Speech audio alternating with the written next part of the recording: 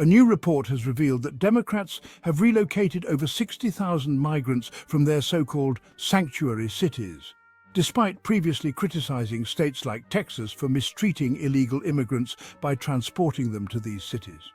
The New York Times reported that Texas Governor Greg Abbott transported around 120,000 migrants from border towns to cities such as Chicago, Denver, Los Angeles, New York City, Philadelphia, and Washington, D.C. This busing strategy aims to redistribute the responsibility of managing the border crisis to states further away from the border. Without these transfers, Texas would have become a more permanent home for these illegal immigrants. Despite facing severe criticism for his busing program, Abbott has vowed to continue transporting migrants to other states. His defiance against opposition from Democratic governors has inspired others to start their own busing programs. For instance, Florida Governor Ron DeSantis and Arizona Governor Hobbs, a Republican and a Democrat respectively, have implemented similar initiatives. Sanctuary states and cities relocating thousands of migrants. Due to this influx, northern states have had to address the costs of housing and supporting these migrants, challenging their claims of being sanctuary cities. Facing this unexpected burden, many of these states have started their own busing programs to relocate migrants.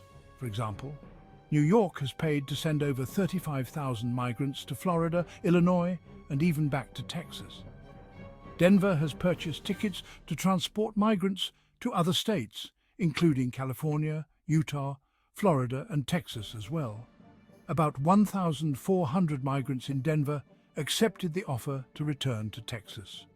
Meanwhile, the state of Illinois has provided free transportation for more than 7,000 migrants to leave Chicago. Ironically, many of these cities initially welcomed the buses from Texas, believing the new source of cheap labor provided by the migrants could help stimulate economic growth.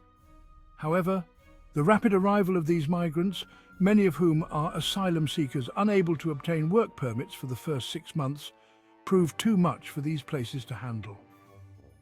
"We're willing to provide that support," said Denver Mayor Mike Johnston. "We can't provide it to everyone."